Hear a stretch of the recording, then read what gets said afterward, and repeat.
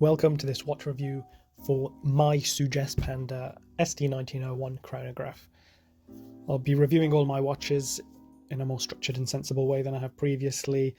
I am looking to sell a few watches for the first time, so I thought I should review them before getting rid of them. And hopefully it'll be helpful for somebody out there looking to buy, as I have been helped so many times by YouTube reviews from owners. So let's start with a bit of history and background on Sugess. Now, if you've looked on AliExpress, eBay, Amazon, and elsewhere on the interwebs, you will find a plethora of Sugess chronograph variations. Now, these popular watches stem from the Chinese company Tianjin Watch Factory. So in the early 60s, the Tianjin Watch Factory were producing pieces for the Chinese Air Force, and there was a popular chronograph in circulation that a lot of companies were using, and that is the movement that Seagull turned into the ST1901. And they didn't just create a copy, they purchased the tooling and machinery from Venus, and they made their own legit version. And this is why it's such a solid movement and why it has been able to kind of transcend the gap. And it is one of the reasons, it's one of the main reasons that Chinese watches have been accepted as decent in most circles. The snobs can do one. These haters are often people who have framed things incorrectly and are trying to compare apples with oranges. Unsuccessfully, they are morons. So in recent years, the Seagull ST1901 chronograph has been the basis for numerous iterations of the dual subdial, aka bicompax watch. AliExpress and eBay have a bunch of Chinese brands using the movement, including Seagull, obviously, Sugess, Red Star, Top Hill, and global micro brands spotted the potential of this movement, and the numerous others, including Studio Underdog. Needless to say, there is no better value mechanical chronograph movement. So just a quick note on the purchase of this. It was actually from eBay and purchased in 2023. I already had the 38mm Sugess chronograph with the same movement in it, but it just doesn't work as well as the 40mm. I've put an article on the comparisons between the two in the notes below, so the link's there if you want to compare and contrast. This one, the 40mm, was pre-owned or in great condition. It was already on this rubber strap, which is perfect for it. I think I paid £120, which was pretty good considering the strap maybe it was a tenner as well, or more maybe. Came in that original box though, I can't find that. Overall, great deal, but as you will see, there are better deals to be had for this watch. Onto the case, dial and hands. This is a well-balanced case, and the dial is a pleasing Panda. It's very well proportioned. They've pretty much nailed it, I think, size-wise, in terms of all the various subdials, markers and attributes. The batons for the hour markers are loomed nicely. The dial text, Sugess in italics, and then mechanical chronograph in simple bold. Sometimes they do get that wrong when it comes to Chinese watches. They miss a beat with the font or with the kind of typesetting of it. So it's good to see that that works really well. I think that's part of the reason why this is a well-regarded pack. In terms of the markers, the hour markers, at 3 and at 9 they have smaller ones because of the subdials, and I think that's important. I think it just adds to the flow of the dial. This dial is not missing anything in terms of the design language. Obviously it's a homage to a Breitling, but everything looks straight. There's no dramas in terms of quality control errors. I suppose if you wanted to moan, you could say that the subdial hands are a little clunky and unrefined, but you know, that's a minor thing at this price point. Chronograph hand is pretty simple with the red at the end to make it easier to track. The minute and hour hands are simple sword configuration. Some would say that the minute hand is too long.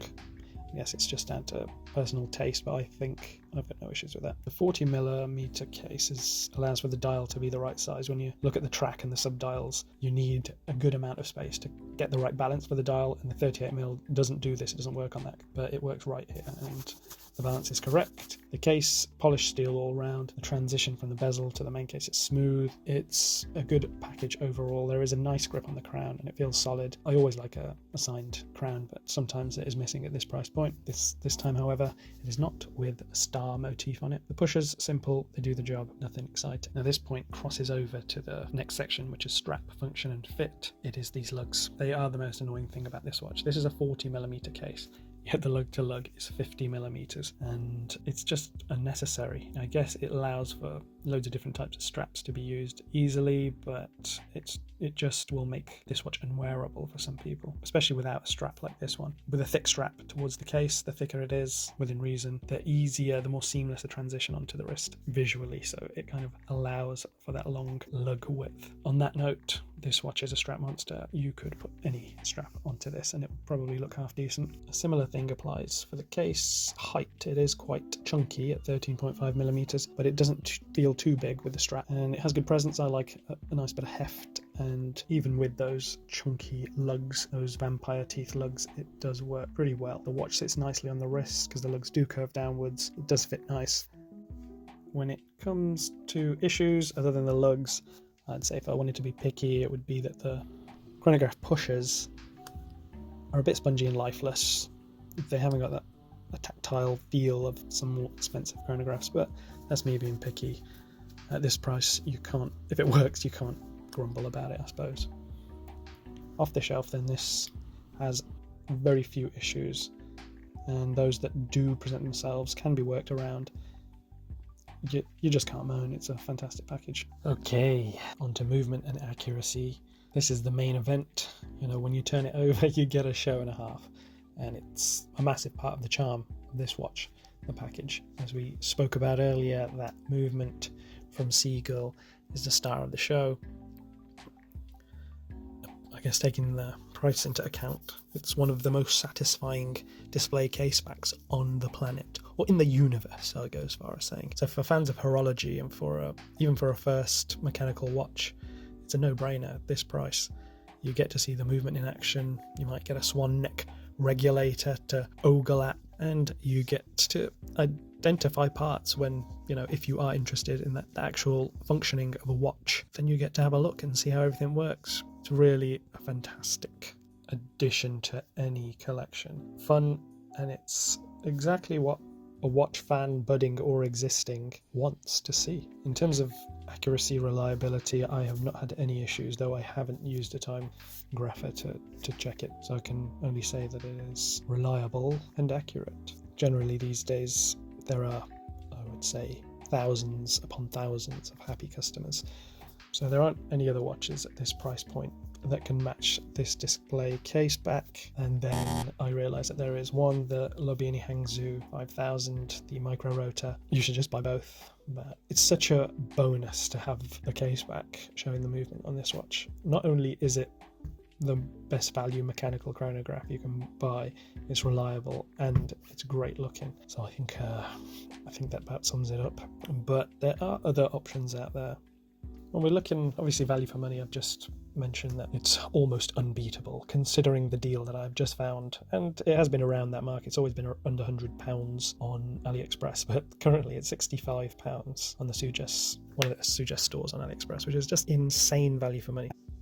In terms of competition, I guess there's different tiers to this that you can't really get anything that competes with this other than a different looking ST1901. The next level up from that is what we mentioned, Baltic and Studio Underdog. It's where some micro brands have taken the movement and they have probably given it some good quality control and repackaged it in something different.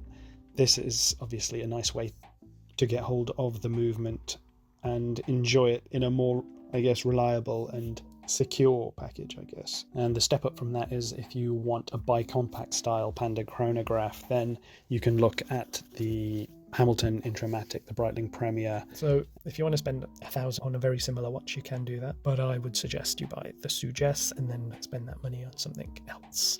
So that's the end of this review. I'm guessing that you can tell that the conclusion is going to be that it's the best watch that money can buy in a certain sense. I think every watch fan should have one of these in their collection. There are other bang for your buck watches that should also be in everyone's collection, obviously within reason, but the Sugess Moon Phase chronograph, the Aesop Tourbillon, and the Seiko SNXS 73 for me, but there are a number to choose from. But this one, obviously, it has the addition of an iconic design language in the Panda, and it just elevates it. It's a fantastic value proposition. Those watches in that list they've all got something special under the hood, or just what they bring as a total package.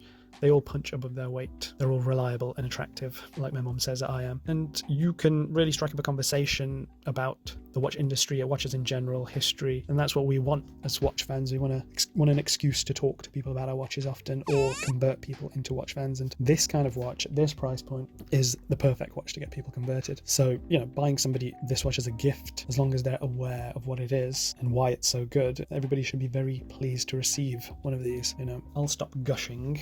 But when I think about it's a different thing in terms of luxury and status and signaling when it comes to luxury watches, but it just, sometimes I wonder what I'm doing when I look in the watch box at the Tudor, the Zenith and the Rolex and Cartier. I think there's absolutely no need for those watches, and it does make me think. Recently as well, the Maison Saladon coming into the collection. It just makes me wonder, am I doing it all wrong? I think that'll just about do. Thanks for watching. You can now go to AliExpress and buy much watch for not many monies if you so wish. I'll be back soon with another one of these reviews. I've got about 50 watches. I suppose I should be doing a state of the collection before I start selling as well, but that'll probably be quite a long video. Thanks again for watching. Like and subscribe, and have a good one.